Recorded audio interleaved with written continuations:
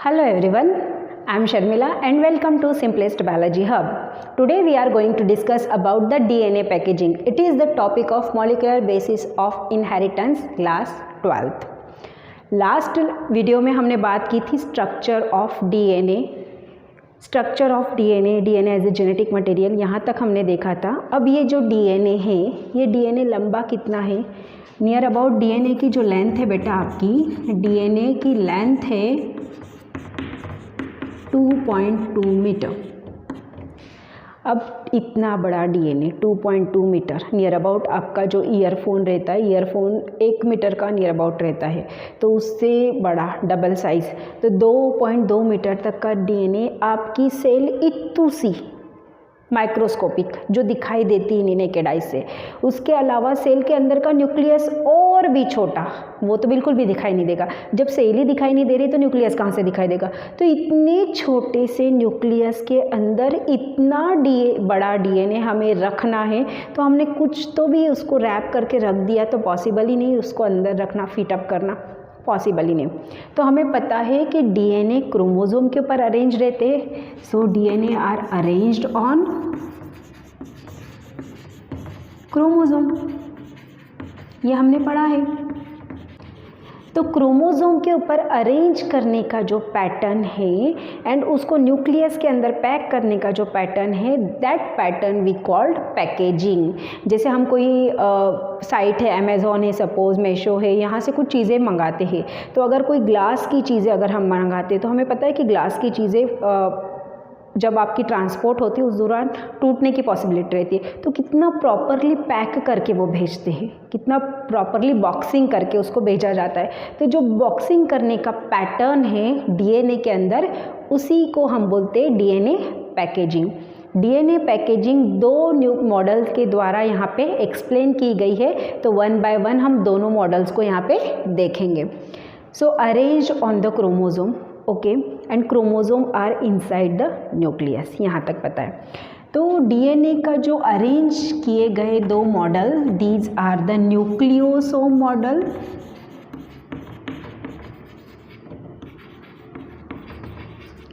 And solenoid model. Actually DNA is wrapped with, it is wrapped with protein. Protein के ऊपर wrapping की जाती है एंड देन प्रोटीन को कंडेंस करके उसको एज अ क्रोमोसोम प्रिपेयर किया जाता है। तो प्रोटीन स्पेशली यहाँ पे दो तरह की प्रोटीन का नोटिफिकेशन है, one is arginine and second is lysine. तो अर्जिनिन एंड लाइसिन प्रोटीन किससे बनी है? अमाइनो एसिड से। तो इनके ऊपर कौन सा चार्ज है? इनके ऊपर है पॉजिटिव चार्ज।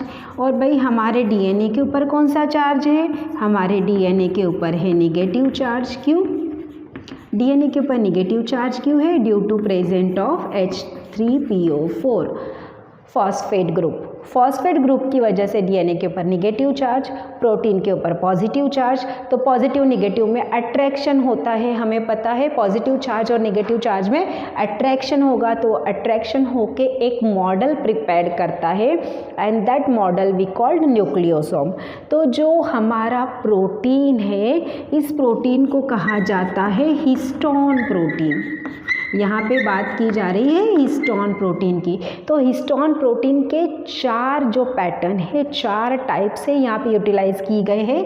वन है H2A, H2B, H3 and H4। Okay, ये चार प्रोटीन को यूज़ किया, बट उसके कितने पैटर्न यूज़ किए, उसके कितने, हर एक के दो दो पार्ट यूज़ किए, दो दो मॉलिक्यूल यूज़ किए। तो ये चार बन गए आपके 3, 4, H2A, H2B, H3 and H4। ये चार सामने की तरफ रखे और चार उसके पीछे की तरफ रखे, तो वो कुछ ऐसे दिखाई देंगे। एक्चुअली मैं यहाँ से ड्रॉप कर रही हूँ, पर ये पीछे की तरफ है उसके, है ना। तो पीछे की तरफ है, तो ये जो मॉडल बन रहा है, एक पूरा 8 का एक जो ग्रुप बन रहा है, दैट 8 के ग्रुप को वी कॉल्ड द ऑक्टेमर। और उस ऑक्टेमर के आसपास आपका डीएनए का जो थ्रेड है वो रैपिंग फॉर्म में है। तो ये जो स्ट्रक्चर है कंप्लीट एक रैप स्ट्रक्चर, यहाँ से ऐसा डीएनए रैप है उसको, तो ये जो रैप स्ट्रक्चर है उसे कहा जाता है न्यूक्लियोसोम।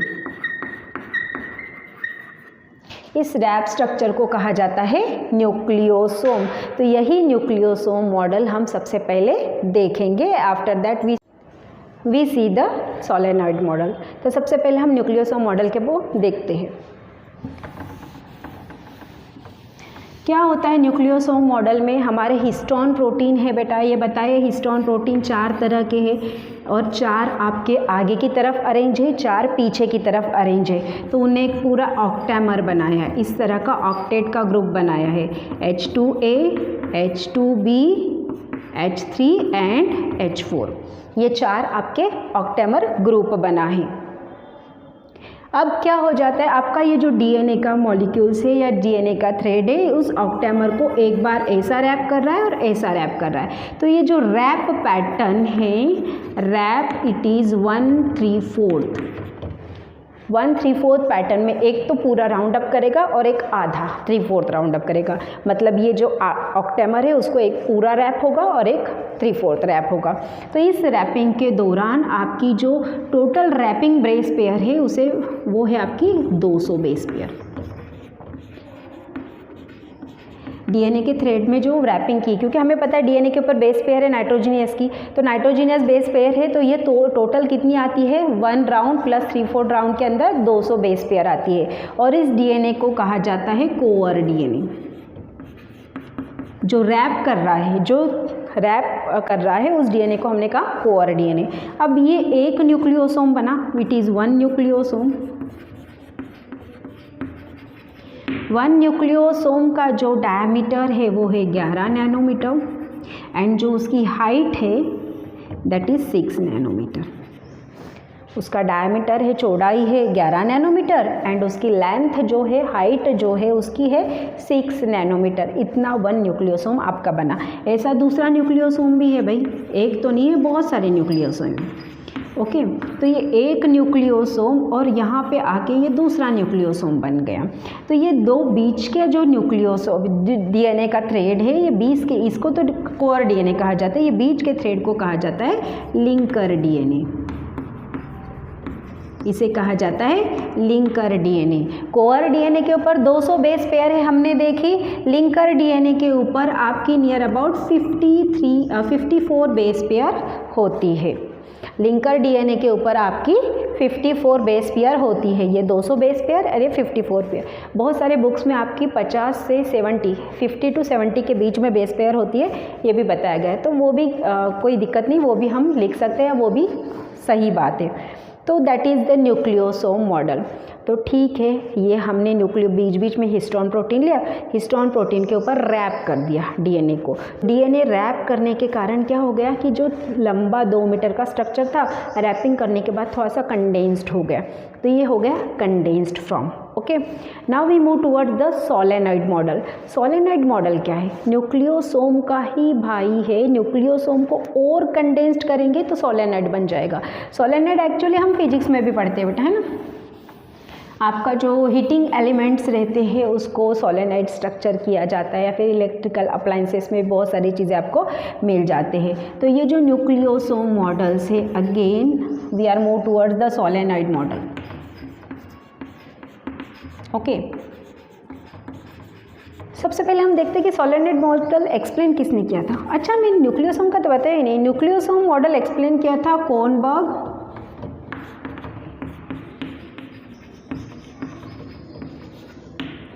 एंड कौन थे? Thomas. Yes, Kornberg and Thomas ने इन 1972 में न्यूक्लियोसोम मॉडल दिया था। इनका जो मॉडल था वो वर्ल्ड वाइड एक्सेप्टेड हुआ था, क्योंकि उनने कहा था कि न्यूक्लियोसोम आपका जो प्रिपेयर करता है ऑक्टेमर हिस्टोन प्रोटीन, उसके पास वो जुड़ा हुआ रहता है, तो वाइडली एक्सेप्टेड मॉडल कहलाता है। सोलेनॉइड मॉडल में क्या है? सेम कंडीशन है, ये न्यूक्लियोसोम तो है, बट ये न्यूक्लियोसोम ने अपने आप को इतना कॉम्पैक्टली अरेंज्ड किया है, इतना कॉम्पैक्टली अरेंज्ड किया है कि वो एक आपका क्या बन गया है, एक आपका इस पैटर्न में सोलेनॉइड स्ट्रक्चर बन गया, ये ऐसा सोलेनॉइड स्ट्रक्चर बनता है ना आपका, तो ये सोलेनॉइड स्ट्रक्चर बन गया। तो मतलब न्यूक्लियोसोम मॉडल ही है और उसने अपने आप को और ज़्यादा कंडेंस्ड किया, और ज़्यादा रैपिंग की, तो एक सोलेनॉइड स्ट्रक्चर प्रिपेयर्ड हो गया and that solenoid structure we called the solenoid model, given by और explain by Aaron Klug. Aaron Klug ने इन 1977 टू 80 के बीच में ये मॉडल दिया था। क्या किया उनने? रीडिस्कवरी की। न्यूक्लियोसोम मॉडल था वो तो सही था, वर्ल्ड वाइड एक्सेप्टेड है, तो उसी मॉडल की रीडिस्कवरी करने के बाद उनने पाया कि जो न्यूक्लियोसोम के जो मॉलिक्यूल्स है वो उनने अपने आप को और कंडेंस्ड कर गया और सोलेनॉइड फॉर्म कर दिया। तो सोलेनॉइड फॉर्म कैसे होता है? सोलेनॉइड का जो पैटर्न है वो कितना है? ये हमारा डीएनए है बेटा, ओके, डीएनए है 2 नैनोमीटर का, आगे जाके वो सोलेनॉइड बन जाता है। ये सोलेनॉइड हो, सोलेनॉइड है आपका, सॉरी न्यूक्लियोसोम है, ये न्यूक्लियोसोम है 10 नैनोमीटर का, ये न्यूक्लियोसोम, ओके 10 नैनोमीटर का न्यूक्लियोसोम ने और सोलेनॉइड स्ट्रक्चर बना दिया, ऐसे ऐसे ऐसे सोलेनॉइड स्ट्रक्चर है 30 नैनोमीटर का। सोलेनॉइड स्ट्रक्चर ने और कंडेंस फॉर्म बना दिया, और कंडेंस हो गया है, बार बार चौक चल नहीं रही प्रॉपर, ये और ज़्यादा कंडेंस्ड हो गया, तो ये बन गया आपका क्रोमेटिड। क्रोमेटिड है 200 नैनोमीटर का, क्रोमेटिड और ज़्यादा कंडेंस्ड हो गया, और कंडेंस्ड हो गया, तो ये बन गया क्रोमैटिन फाइबर। क्रोमैटिन फाइबर वो है 700 नैनोमीटर का, and finally it is condensed and form a chromosome, वो है 1400 नैनोमीटर का।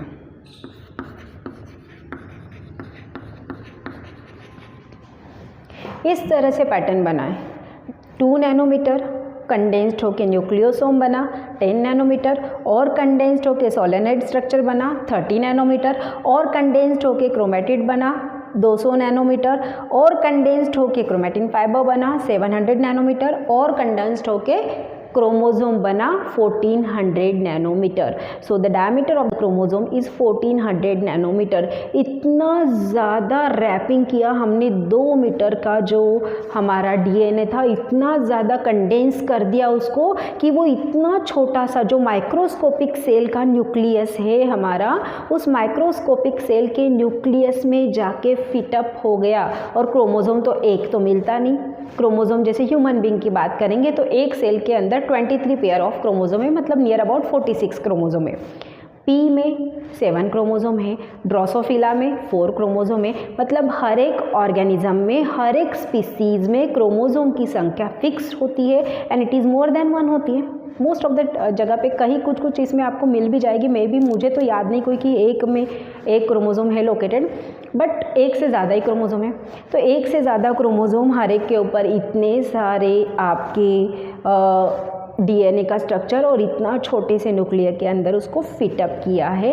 This is about the packaging of DNA. DNA को किस तरह से पैकेज किया, किस तरह से पैक करके क्रोमोसोम के ऊपर आपका अप्लाई किया, ये पैकेजिंग ऑफ डीएनए के अंदर आता है। तो डीएनए को अगर हम ओपन अप करेंगे तो उसमें हमें 2 तरह का चीज़ें दिखाई देगी। वो क्या होती है हम देखते हैं, उसमें 2 तरह के जोन दिखाई देंगे, 2 तरह के रीजन दिखाई देंगे। तो कुछ जो रीजन है, अब थोड़ा सा हम उसको खोलते हैं, तो खोलने के बाद कुछ रीजन बहुत ज़्यादा कंडेंस्ड हो गए और कुछ लूजली कंडेंस्ड हो गए, कुछ बहुत ज़्यादा कॉम्पैक्टली कंडेंस्ड हो गए और कुछ लूजली कंडेंस्ड हो गए। तो जो कॉम्पैक्टली कंडेंस्ड रीजन है उसे कहा जाता है हेटेरोक्रोमैटिन, एंड जो लूजली कंडेंस्ड एरिया है उसे कहा जाता है euchromatin. Heterochromatin and euchromatin. Heterochromatin ये आपका है non coding area, coding DNA, और ये कहलाता है कोडिंग डीएनए। ये क्या होता है, नॉन कोडिंग डीएनए मतलब ऐसा डीएनए जिसके ऊपर हमारी जेनेटिक इन्फॉर्मेशन लोकेटेड नहीं है और वो कोई इस तरह का कोई प्रोटीन नहीं बनाता। एंड कोडिंग डीएनए के ऊपर हमारी जेनेटिक सीक्वेंस और हमारी जेनेटिक जो कैरेक्टरिस्टिक्स है वो लोकेटेड है, वो आपकी प्रोटीन सिंथेसिस करता है। ये है टोटल डीएनए के 70% है और ये है टोटल डीएनए के 30% है। मतलब हमारा जो डीएनए मॉलिक्यूल है उसमें तो आधे से ज़्यादा मॉलिक्यूल तो बिना काम का है, बहुत ही 30% ही जो चीज़ें हैं काम की है, बाकी तो सब बिना काम का कचरा भरा पड़ा है। ओके, एंड ये 70% है। अगर हम स्टेनिंग करते हैं, क्योंकि हमें पता है कि ट्रांसपेरेंट रहती है सेल्स वगैरह आपकी, तो हमें माइक्रोस्कोप में भी हम देखेंगे तो प्रॉपरली दिखाई नहीं देती, तो उसको दिखने के लिए हम उसके ऊपर स्टेन यूटिलाइज करते हैं। तो अगर हम स्टेनिंग करते हैं तो हेटेरोक्रोमैटिन जो रीजन है डीएनए का, वो डार्क स्टेन में आपका कलर हो जाता है। हम उसको आइडेंटिफाई कैसे करेंगे? अगर डार्क स्टेन में कलर हुआ तो वो हेटेरोक्रोमैटिन रीजन है, और अगर आपका लाइट स्टेन में कलर हुआ, लाइट स्टेन में अगर वो कलर हुआ तो वो आपका यूक्रोमैटिन रीजन है। यूक्रोमैटिन रीजन मतलब ऐसा रीजन जिसके ऊपर डीएनए की कोडिंग रहती है, और इसी क्रोमैटिन एरिया से आपका एमआरएनए बनता है, एमआरएनए से आपका प्रोटीन बनता है। वो हम रेप्लिकेशन में और प्रोटीन सिंथेसिस में देखेंगे। This is about the DNA packaging. I hope you understand well किस तरह से बहुत बड़े 2 मीटर के डीएनए को हम इतने छोटे से सेल के अंदर रैप करके रखते हैं। जैसे आपने देखा होगा धागे का जो बंडल रहता है, आपकी धागे की जो गट्टी रहती है, उसके ऊपर जो पैटर्न रहता है धागा को रैप करने का, थ्रेड को रैप करने का जो पैटर्न रहता है, तो इतना लंबा थ्रेड अगर हम उसको ओपन अप करते तो कितना लंबा हो जाता है, इतना लंबा थ्रेड और एक छोटी सी गट्टी के ऊपर आपका रैप अप किया है, तो that pattern we call the packaging. जब रैप अप क्या करते हैं, वो एक खड्डे का स्ट्रक्चर रहता है, तो यहाँ पे खड्डा क्या है, आपका प्रोटीन है, हिस्टोन प्रोटीन। उस हिस्टोन प्रोटीन के ऊपर उसने थ्रेड को, डीएनए के थ्रेड को रैप अप किया है, एक पर्टिकुलर पैटर्न में रैप अप किया है। तो this is about the DNA packaging. अब नेक्स्ट वीडियो में हम डीएनए रेप्लिकेशन के बारे में बात करेंगे कि किस तरह से डीएनए अपने आप को रेप्लिकेट करता है और new combinations, new materials prepare करता है। अगर इस टॉपिक से रिलेटेड आपको नोट्स चाहिए बेटा, तो आपको इस वीडियो के डिस्क्रिप्शन बॉक्स में इससे रिलेटेड नोट्स मिल जाएंगी। चलो हम मिलते हैं नेक्स्ट वीडियो के साथ, डीएनए रेप्लिकेशन। Thank you.